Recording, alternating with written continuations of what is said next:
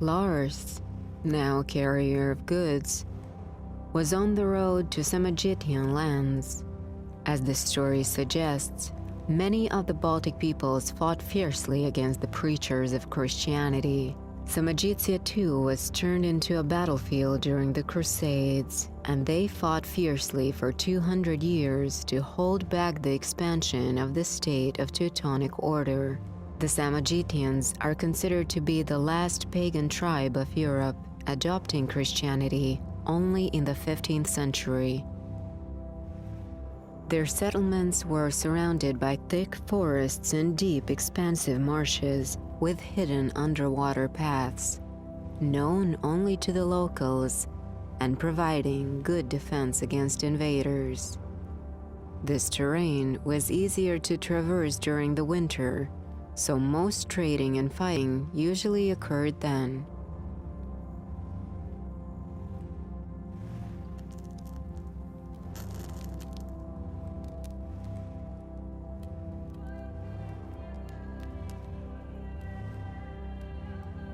I reached the Samogitian village during time of mourning. After all I had seen in the pagan lands, the sight did not surprise me. The body of the deceased was dressed in ceremonial clothes and footwear and was seated at the table with the living, taking part in the funeral feast while his kin ate, drank, and feasted. People lamented throughout the evening, and the relatives wailed and listed the worldly possessions of the deceased, namely his wife, children, sheep, cows, horses, geese, and other goods. They drank all night and asked the deceased to pass their regards on to their friends in the beyond. I suppose the deceased was the only one silent.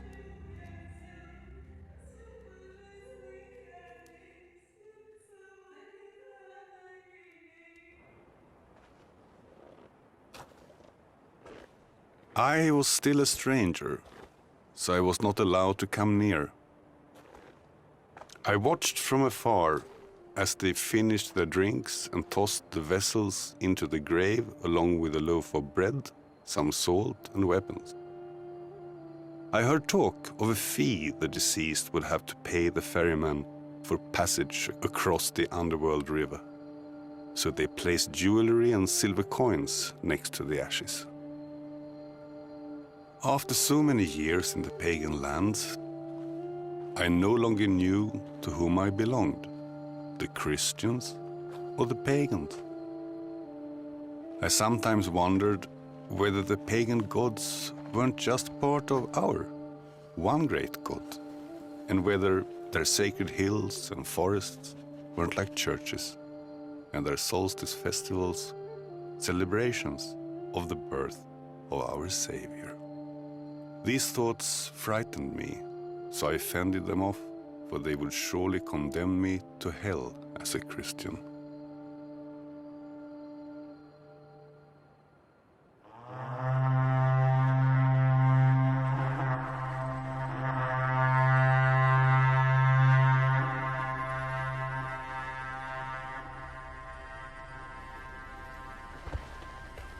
A large force of crusaders had landed on the seashore. Seeking allies, Samogitian Duke Vikintus sent envoys to the neighboring Semigallian region of Tervete, hoping to make an alliance and to devise a plan with his former rivals to drive the crusaders off. A strange feeling came over me when I heard the crusaders' war efforts were succeeding. Was this my chance to regain my freedom? In the 13th century, Semigallian tribes were governed by two main castle districts, Tervete and Mežuotne. The Semigallians and their neighbors, the Samogitians, were fierce enemies and often waged war against each other. The Crusades put these old conflicts to rest, and many Semigallians fleeing the Crusaders migrated to Samogitia.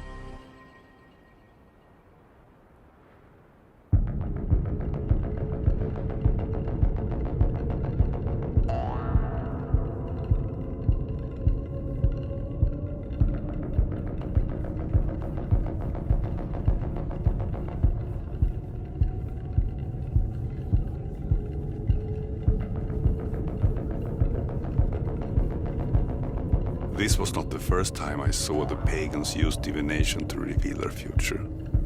They threw animal bones in the fire and watched the direction of the smoke and looked for images, which would foretell whether to fight or stay at home.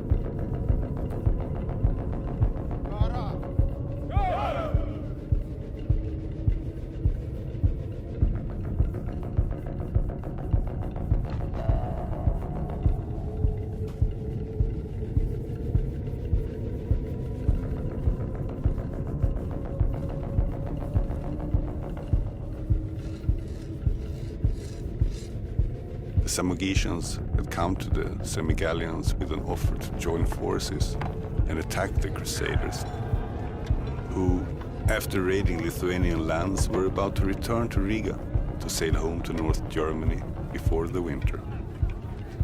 This attack was meant to defeat the Brothers of the Cross once and for all. And here was my chance to escape servitude. The Samogitian lord said to me, "We want to decide for ourselves how to live and which gods to worship, not to live under the rule of foreign conquerors. Lars, come fight with us, and I will set you free for the rest of your days." What was I to do?